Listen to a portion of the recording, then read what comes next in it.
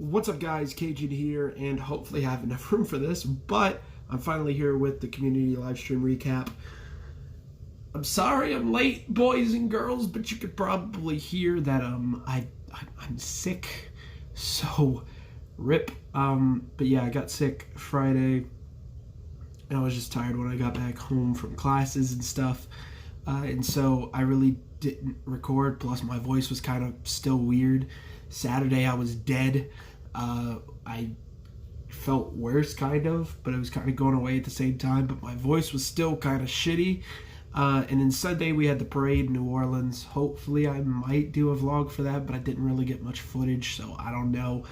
And then today, I guess I'm feeling better, but this is Tuesday. I slept a lot Monday. I was dead. But technically it's Tuesday, and who knows, something might come out today. I don't know. A certain event, perhaps. But you didn't hear it from me if it didn't come out. Anyway, this will probably go up like right before anyway. So, February 18th, we're a whole ass fucking 9 days away or whatever. I don't know. 7 days away. I can't math. A whole week. Yeah, it was a Tuesday morning. Nah, I remember. But we had Whitey, Sky, Mako, Toppy, a new person. He's probably not new, but he was new onto the stream. And fuck. God damn it. My life is shit. Toppy, who's a newer part of the team, and of course Nigel, and Toppy works on the community support side of things.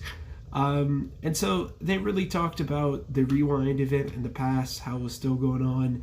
They talked about the beta, how Cargo's TDM map. They had some development screenshots, which you can see right there. And Nigel made sure to note that just because it has the same Themis port doesn't mean it's the same map at all. And I think that's really a good point to get across. That's a conversation that I got in on Twitter with someone. Someone was just like, oh, it's just copy paste. And I'm like, no, the two things are vastly different. And, you know, for me, I like how Division is the second story of Bureau. I like how it expands the world and expands the setting of these places. And, I mean, I don't know, but that's just a cool part of the game for me. Oh my god, I'm starting to sound worse. Okay, anyway. And then Whitey hinted at some stuff that might be going on behind the scenes. Oh my god, there's one spot on my glasses that is bothering the hell out of me. Hopefully it'll be gone for good this time, and I won't have to wipe my glasses for a third time in this video. He says, quote, "We're really taking more steps in 2020 towards our competitive scene, so you'll be able to see more diffuse maps coming out. Can't wait to share more info." Of course, he can't share anything right now. And then they talked about port changes. Nothing too major, you know, but fixes minor bugs. Not too many balance changes. Of course, we saw the ones for the spools, and that was basically it. And B-long area, you know, kind of balanced out differently now. Basically, TLDR, Nigel said, fix glitch bomb sites, bomb spots where you could glitch the bomb into undefusable or unreachable places, bomb site changes, and he changed the lighting to address how you could change the graphics lower to get rid of that green tint. So now that all of the graphics options have the green tint. Talked about standard Deagle skins, plugged the influencer program and the community highlights, links. Those will be in the description. And then they went into Q&A. So if you want to skip this Q&A, you can. It's not too much, but I suggest staying for a couple questions. Or actually most of these questions, because most of these questions were pretty good, and some of them I hadn't really recognized that we had done before. So, and some of them are actually relevant to a good bit of people.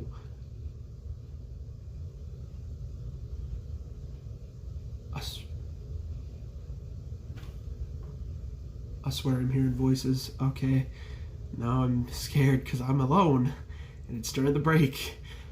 Shit. Anyway, so people were asking a lot about the test flight link and how test flight was different now, that they couldn't download the beta link. So there is a new link. It'll be down in the description if I remember to update it, or you could go to the frequently asked questions on the Critical Ops Discord. Basically what they did is they got rid of the old test flight link because there were a lot of people who either have moved on from the game, don't play the game anymore, and took up that test flight spot, or just people that, you know, weren't using it at all. And so to give a chance for new people to come in, I think the system has kind of changed a bit too, so that more people can get in. But if you don't know, Apple limits their beta builds so that only a certain amount of people could get in, which is kind of unfortunate and kind of stupid in my opinion, but it's Apple. Most everything they do is stupid. And so that's why the test flight link was kind of rearranged or redone. Someone asked about the next map, and Nigel said that it's not really a next map, but next maps. You know, this is including diffuse, TDMs, event modes, reworks of the old maps that he wants to try and do. We still got canals, we still have grounded, and we still have bureau to work on. Legacy raid and what's the other one? One of the OG maps. I can't even remember all of them right now off the top of my head. I know there's 8 now. I guess Port would be the 8. That's 8. That's 6 Peyton. God damn it. I'm off today. Then someone asked about offline mode, and someone said currently not. One of the devs said currently not possible because account. I think it was Mako, because account data still needs to be downloaded from the Critical Ops servers. Someone asked about diffuse map voting, and I think it was Sky that says it's not really a good idea because the same map will just be played over and over again. So like, I think the consensus right now is that Grounded is a pretty good map. Bureau's played a lot too. So basically the only maps that would be played would be Bureau and Grounded, and you wouldn't get any real what's it called, like diversity in map pools or map play. So I mean, the current system allows you to learn all the maps, be ready for all the maps. I really like that system.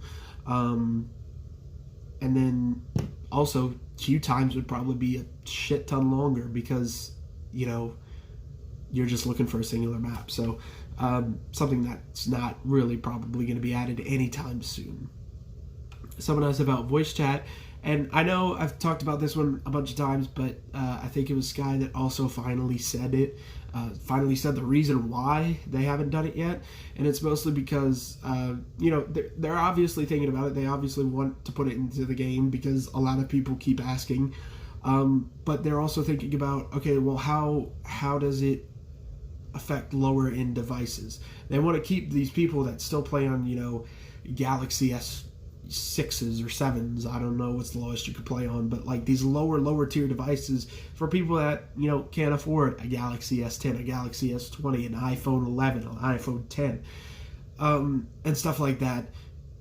How is this going to affect those people that can't really handle voice chat being in the game? So it's something they're working through, something they're thinking about, and something that'll hopefully come either this year or next year, I hope. But then again, you know, I think it would just add more toxicity. So, someone asked about season rewards, and I think it was Sky again saying it's something that's being looked into considerably, and rewards in general, season rewards, level up rewards, all that stuff. Sky said that they're hoping to get these out pretty soon, but they're just still coming up with ideas of, okay, what do players want? What should we give the players? And of course, you know, again, if it's something like credits, you don't want to break the critical pass system because that's how they're getting a lot of their money. But you also don't want to like not give them valuable stuff.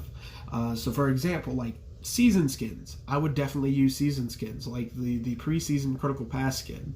I've thought about using that a lot, but I also have every single tier 5 skin. Thank you very much. Thank you, everyone. I am rich as fuck. No, I'm not. I'm poor. I know I waste money on C-Ops. Don't be like me, please.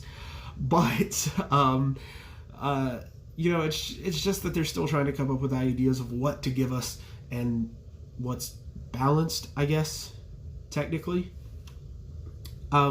Someone in chat asked about a clan revamp, specifically, adding co-leaders and stuff. And the reason I put clan revamp is because Sky, again, I think it was either Sky or Mako said that that there are plans to revamp the whole system overall, adding roles and stuff. He didn't delve too much into it, but he said that's something that he especially wants to look into a lot because, it's just the clan tag. I think it was mostly put in there for the competitive scene to keep people, to keep names clean. And instead of GS Joker, you could just have the name Joker and stuff like that. So I think it was pretty good, and I just think it needs to be worked upon now. Especially, we had that Clan Wars screenshot from Valiance years back. Whatever happened to that? And I actually asked about that, and it's still being talked about, I think, kind of, but nothing has really been confirmed yet. And then Nigel brought up something I want to talk about a lot on, and it's CFE hosting tournaments. And Nigel's view, quote, "As far as I can tell, we're making a game and not hosting tournaments. We're not taking the time to host tournaments, or are we?" Basically saying that's not our job. And I agree with him on that point. CFE shouldn't have to host tournaments. That should be the community's job. But I also think CFE can kind of get into the scene more, show that they care and stuff like that. And also Whitey said that that's something CFE is focusing on in 2020, the competitive scene. He can't share any info yet, but expect info pretty soon. And that's something that I want to get across to you guys, is that CFE does care. They just don't know how to do it because they see PUBG with all these amazing prize pools, and they're like, okay, how can we get on that level? But we're also not on that level yet. We got to rebuild what we had and to what we had before we could do any of that stuff. And I think, I don't know about ESL, because ESL has always been a shit show with Critical Ops. There's always been problems with it. So I think, starting with these community events, maybe, supporting, but I don't know how much they would support it more, because they already give them a lot of cases, a lot of credits and stuff. And a lot of these, I know Call has a prize reward. I know Revival has a prize money reward. So it's something like that. But I also think to make the competitive scene more serious, not just tournaments, maybe leagues or something. I don't know what they have in plan, but I think that would be something to look into, because you see all these other esports having pro leagues, CSGO, Rainbow Six, and I've talked with Whitey a little bit about it. He eventually wants COps to be on par with other esports, because that's the only way it's going to grow.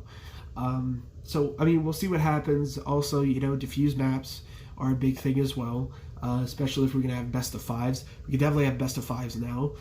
Can we see best of sevens? Hello? I don't know. I doubt that would happen. That would take way too damn long. But yeah, so that's my thoughts on tournaments. And I know I'm going off on a long tangent here, but I don't know. I've never really talked about it, but at the same time, I have kind of, but y'all know. And then someone asked about selecting skins for both sides. And Sky said it could be possible, since they've already done it with gloves, so why wouldn't it be possible with skins? But they haven't really looked into that yet, and it's not really planned, but it is a pretty good possibility for the future. And personally, I would like that to happen, because I have all of these skins. I have 500 and something skins, and I can only use 30 of them at the most. I want to use and be able to use more of my skins on each side. So I mean, that's just something I want to do and stuff and things. And then also, ta-da, I guess it might go over my face. I don't know why I'm gesturing to the wide open expanse of frame here, but some war paint skins. PogChamp. We got Kapow. We got the one that looks like a B-52 bomber. I can't remember the name of it off the top of my head. And then we got the Crustacean Balisong. That's going to be a tier 7. Now, there's no telling whether these are pass skins or case skins. If it's a case skin, I really want Crustacean because, I don't know, that looks pretty cool. It kind of looks like a fade. Kind of, sort of, not really, but also kind of, sort of. So, I don't know. But yeah, this community live stream recap was a little short. I tried to get through it pretty fast, but that tangent I went on made us get to 15 minutes and 30 seconds. So anyway, guys, if you did enjoy the stream, why am I like this? My computer just shut off. Hello? Are you here? Oh no, you're not here. What did I do? I broke it. Oh shit. Well, don't know what my computer's doing. It's broken. The mice is still on, so if you enjoyed the video, don't forget to leave a like and subscribe, and I'll hopefully see you next time with a working computer. Anyway, guys, see you in the next one. Bye-bye. Fun fact, my computer's back on. Pog. I didn't break it.